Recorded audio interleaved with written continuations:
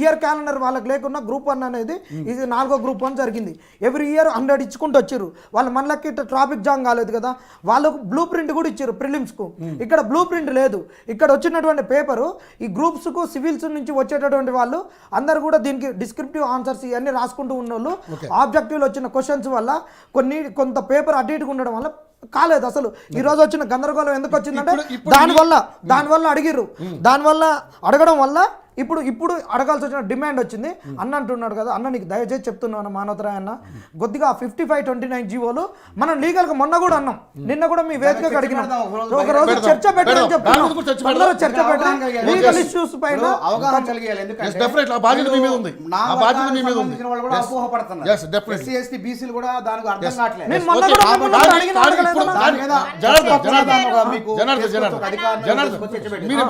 నేనేమంటానంటే మీ సమస్యకు ఒక సొల్యూషన్ రావాలన్నా. ఇప్పుడు ఒకటి మేము కొద్ది బాటలో ఇటుకొచ్చినాం. మేము నెక్స్ట్ గవర్నమెంట్ పోయేటోళ్ళం, గవర్నమెంట్ అధికారులుగా వాళ్ళతోటి చేసేటోళ్ళము.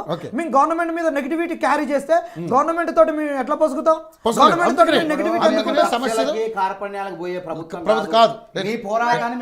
ఇంకొకటి మీకు ఒక రెస్పెక్ట్ చేస్తున్నాను, రంగులు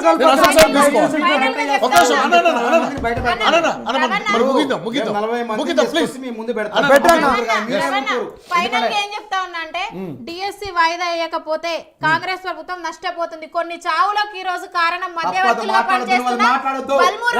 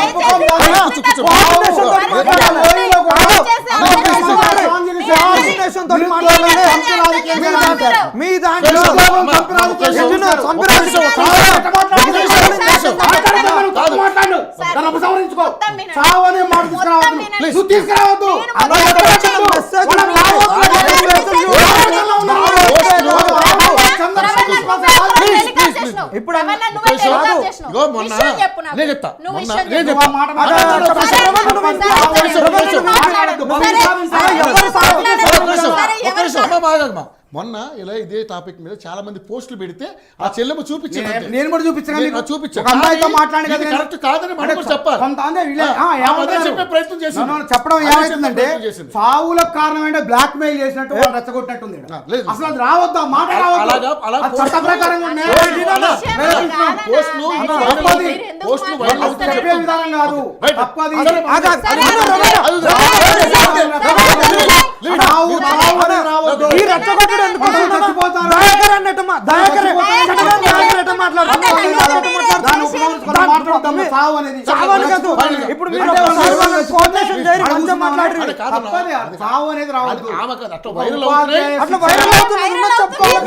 ఇప్పుడు అయినా కానీ ఒక అమ్మాయి ఏడ్చింది నా దగ్గర ఫోన్ మాట్లాడి, ఇందాక కూడా ఏడ్చింది.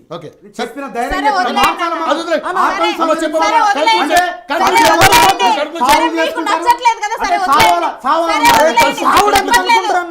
ఎవరు సావులు ఎందుకు కోరుకుంటారు?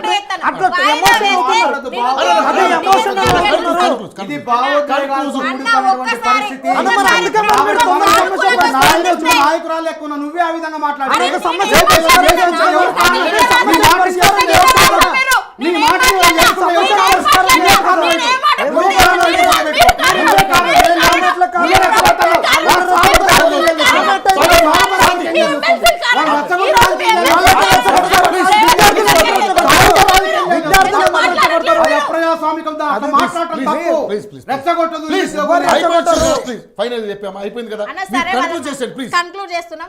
ప్రభుత్వం ఇప్పటికైనా సానుకూలంగా స్పందిస్తుందని మేము ఇంకా ఆశపడుతున్నాం.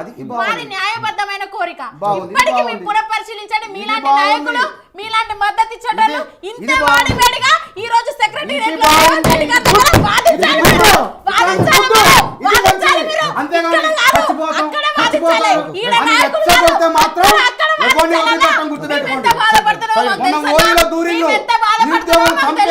ప్రయత్నం మాకు చేసిండ్రు తెలుసు. వాళ్ళందరినీ మీరు కనిపెట్టారు ఈ రోజు 4 రోజులు ఆగండి, వాళ్ళ బంగారం పెడతాం. రవేణ, ఇవాళ మీరు అంటే ప్రభుత్వాన్ని నిరుద్యోగులను చంపి ప్రభుత్వాన్ని బదనాం చేసి ఉద్యమాలు చేసి మీరు కావాలనే Please, sir.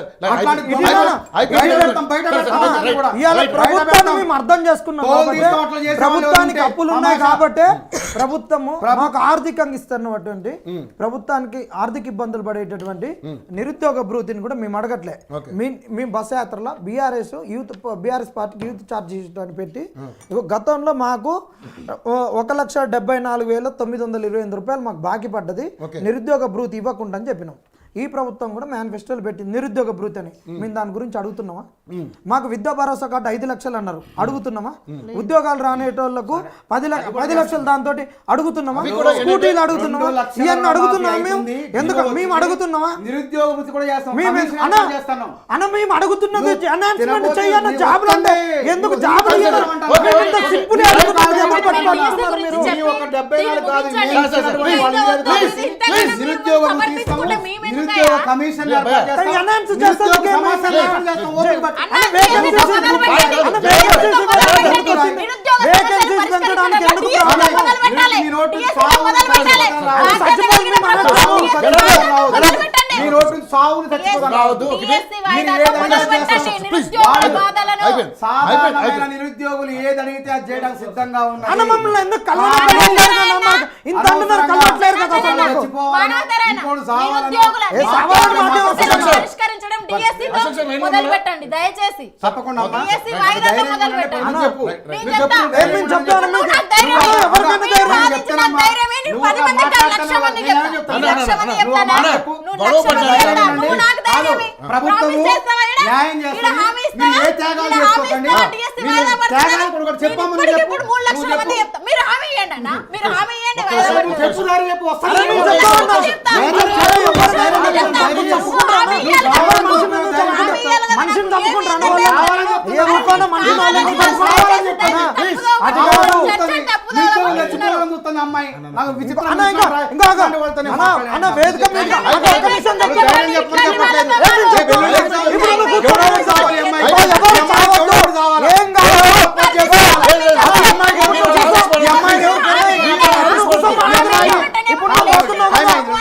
అన్న అన్న ఇటు నువ్వు. నిరుద్యోగులు న్యాయం చేయాలి. ఎవరు న్యాయం చేయట్లేదు. బతకాలి. పొన్నం ప్రభాకర్ అన్న కాడికి పోతున్నావు కదా. అన్నిటి నువ్వు పొన్నం ప్రభాకర్ అన్న కాడికి పోతున్నావు కదా.